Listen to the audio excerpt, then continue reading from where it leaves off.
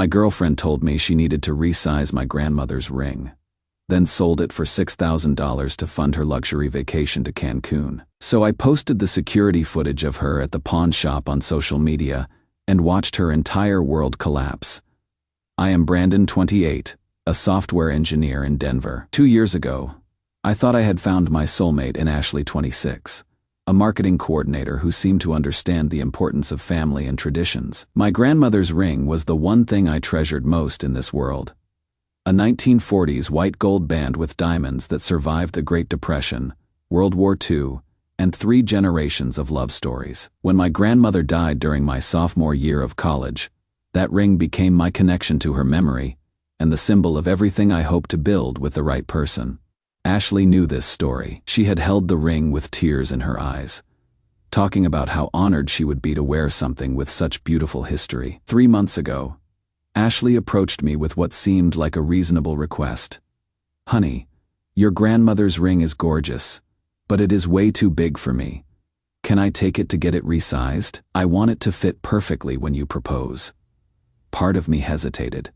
I would never let that ring out of my possession for more than a few hours since inheriting it. But Ashley's excitement about our future convinced me to trust her. "Don't worry, baby," she said, carefully placing the ring in a velvet pouch. "I will take the best care of it. It means everything to me, too."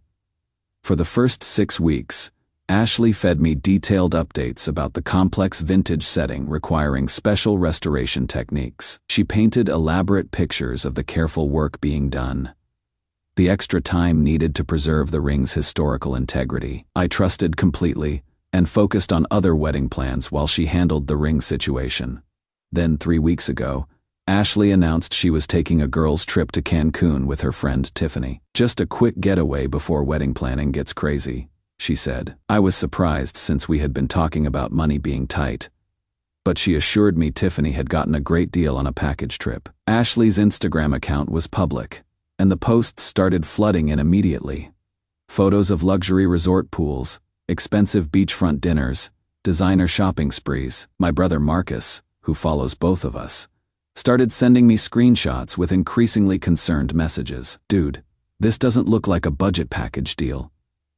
He texted along with photos of Ashley at what was clearly a high-end resort. When friends commented asking how she could afford such extravagance, Ashley replied with cryptic messages, like "sometimes life gives you opportunities, and you gotta treat yourself," followed by diamond and money emojis. Marcus called me on day 3 of her trip.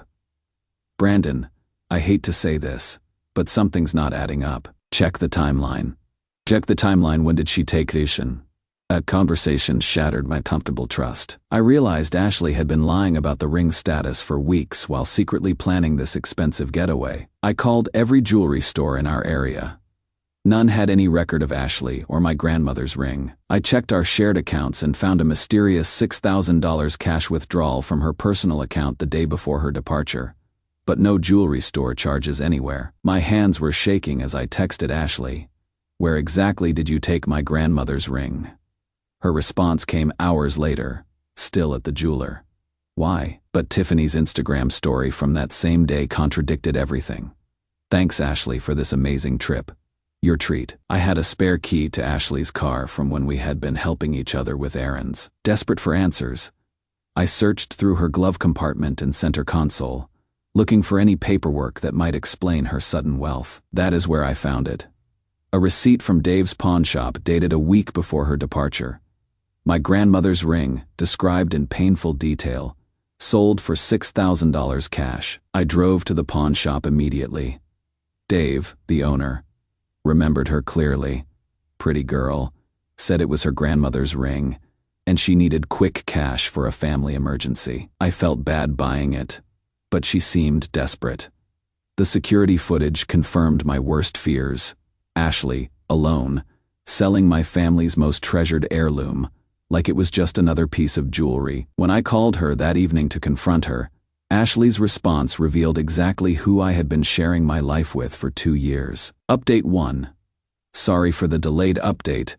Had to process everything that went down, and frankly wasn't ready to talk about it until now. The phone call with Ashley in Cancun was the most gut-wrenching conversation of my life. But it also opened my eyes to who she really was underneath the person I thought I loved. When I told her I was literally standing in the pawn shop looking at security footage of her selling my grandmother's ring, the silence stretched for almost 30 seconds. Then came the lies, each one more desperate than the last. "Brandon, you are being crazy. The ring is at the jeweler. I told you that. Ashley, I have the receipt. I have seen the footage. I am looking at the exact ring my grandmother wore for 50 years sitting in a display case."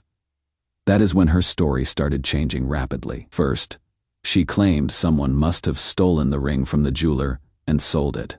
Finally, when I stayed calm and just kept presenting facts, she broke down. "Okay, fine. I was going to buy it back before you even knew. This trip with Tiffany was important for my mental health, and I knew the ring would just sit in a box until we got engaged anyway. I was treating it like a short-term loan." The casual way she said it hit me like a physical blow. "You stole my dead grandmother's ring to fund your vacation. Don't be so dramatic, Brandon. It is not like she is using it anymore." I hung up and sat in my car outside the pawn shop, trying to process that the woman I had planned to marry had just reduced my most precious family heirloom to its cash value and dismissed my grandmother's memory like it was nothing. "Dave, let me buy the ring back for $7,200. Pawn shops have to mark up their inventory, so I paid more than Ashley received." As I held my grandmother's ring again, I felt this strange mix of relief and devastation. The ring was safe, but my entire understanding of my relationship had shattered. Ashley came home 2 days early, clearly panicked by our conversation. She walked into the apartment with shopping bags from high-end stores, trying to act like nothing had happened. Turns out she had blown through most of the money not just on the resort but on designer clothes and jewelry for herself. "Hey baby, I missed you. Got you something special from Mexico." I was sitting at the kitchen table with the ring box, the pawn shop receipt, and printouts of her Instagram posts, laid out like evidence we need to talk. What followed was 2 hours of the most manipulative conversation I have ever experienced. She claimed she was testing whether material things mattered more to me than her happiness. She said I was obsessed with dead people and needed to focus on our living relationship. She accused me of being controlling and not trusting her judgment. But the moment that sealed everything for me was when she said, "It is just a ring, Brandon. We can buy a better one when we are married." Just a ring, 3 generations of love, survival, and family history reduced to just a ring because it interfered with her Instagram lifestyle. I told her to pack her things and leave. The engagement was over. Ashley's shock was genuine. She clearly expected tears, forgiveness, and maybe a lecture about communication. She didn't expect consequences. "You are ending our relationship over a piece of jewelry. This is insane. I am ending our relationship because you stole something irreplaceable from my family to fund a luxury vacation, then lied to my face for weeks." She moved back in with her parents that night. The next morning, I did something that felt necessary for my own healing, and maybe to warn others. I posted the entire story on Reddit with screenshots of her Instagram posts, the pawn shop receipt, and a picture of the ring back where it belonged. The response was immediate and overwhelming. The post hit the front page within 12 hours, with thousands of comments from people sharing similar stories of betrayal, offering support, and expressing outrage at Ashley's callousness. But Ashley's reaction to going viral was about to teach me that I had only seen the surface of her true character. Update 2. The Reddit post going viral unleashed consequences I never could have predicted, and Ashley's response showed me depths of selfishness I didn't know existed. Within the first day, my story had been shared across multiple platforms. Ashley's Instagram posts from Cancun were screenshot and circulated with captions like this: "Is what stolen family heirlooms buy you?" Through some combination of mutual friends and Denver's surprisingly small professional community, her full name got connected to the story somehow. Ashley's first reaction was pure rage. She showed up at my apartment at 6 a.m., pounding on the door and screaming about how I had ruined her life and destroyed her reputation over one stupid mistake. When I wouldn't let her in, she started calling me obsessively from different numbers. The voicemails were a mix of threats, tears, and bizarre justifications. One message particularly stood out: "You are acting like I murdered someone. Brandon, I borrowed money from a ring that was just sitting there doing nothing. People go to prison for posting private information online. The irony of her threatening legal action while she was the one who had committed actual theft wasn't lost on me. The real consequences took about a week to fully materialize.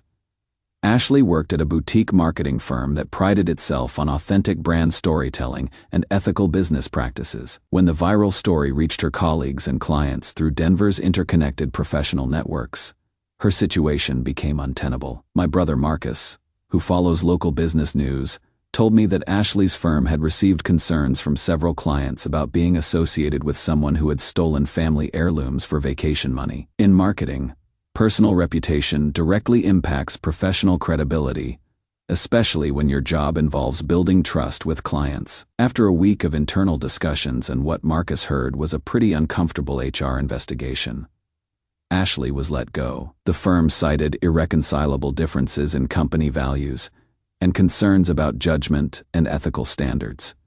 The social consequences were equally devastating. Ashley and Tiffany's friend group, mostly young professionals who valued image and social media presence, began distancing themselves. When your friend becomes the poster child for betraying trust for Instagram content, it reflects poorly on your entire circle. Tiffany, who had been tagged in all the Cancun posts, apparently felt so guilty about benefiting from stolen money that she paid me back the full $6,000 Ashley had received from the pawn shop. She left an envelope at my apartment with a note. I had no idea where the money came from. Ashley told me she had gotten an unexpected bonus at work and wanted to celebrate our friendship. This is so messed up, and I am sorry you are going through this. That gesture meant more to me than she probably realized. It showed that Ashley had lied to everyone, not just me, and that good people will make things right when they discover they have unknowingly participated in something wrong. Perhaps the most heartbreaking consequence came from Ashley's parents, who I had always respected. Her father left me a voicemail that was both devastating and validating. "Brandon, we are mortified by what Ashley did. We raised her better than this, and we are ashamed that she could be so callous about your family's heritage. That ring represents everything we tried to teach her about respecting others and valuing relationships over material things." They offered to pay for any additional costs I had incurred, and asked if there was anything they could do to make amends. The contrast between Ashley's parents' genuine remorse and her continued self-victimization was stark.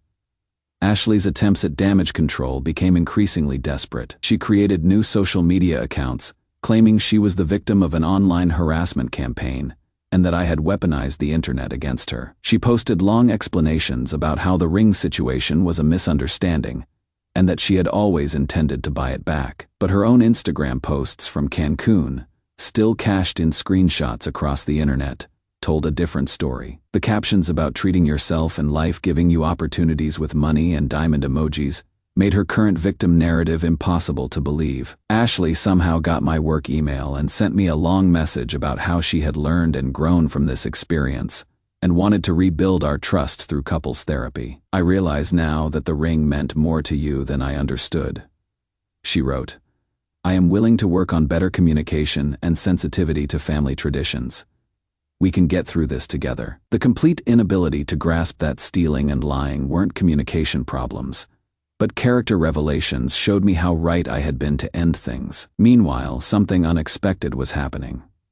The overwhelming support from strangers, friends, and even Ashley's family was reminding me what genuine human connection looked like. People were sharing their own stories of family heirlooms, offering friendship, and showing the kind of empathy Ashley had never demonstrated. But the most meaningful development was still to come, and it would prove that sometimes the universe has perfect timing for putting the right people in your path. Final update: the final chapter of this story turned out better than I could have imagined, and taught me that genuine character attracts genuine people, while selfishness ultimately isolates itself. 2 weeks ago, while the Reddit post was still making rounds on social media, I received a message from someone I hadn't expected to hear from. Emma, a nurse who had been in my college chemistry class, had seen the story and reached out with her own experience. "I went through something similar with my ex-fiancé and my mother's wedding dress," she wrote. "Reading your story brought back all those feelings, but also reminded me how much stronger I became afterward.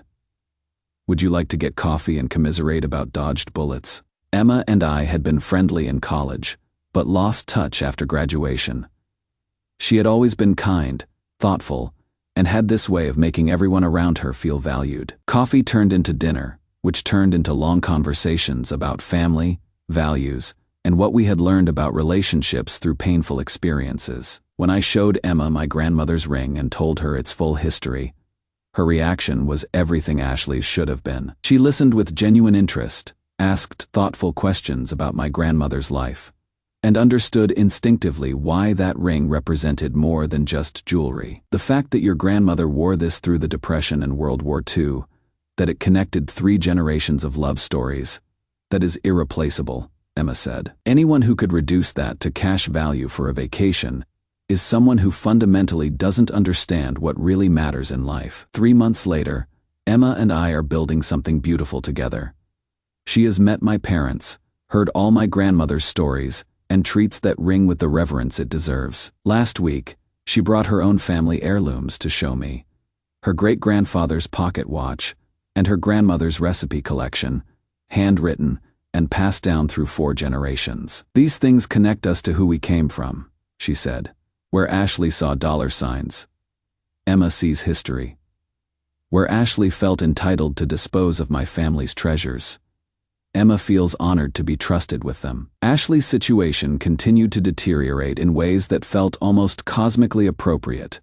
Without her marketing job, she struggled to find similar work in Denver's tight professional community. The story had become part of her professional reputation, making it difficult to rebuild credibility in a field that relies heavily on trust and judgment. She eventually moved back to Phoenix to live with relatives and start over where people didn't know the story. Her parents told me they were heartbroken but hoped the consequences would teach her lessons they would apparently failed to instill. Her final message to me came through her mother.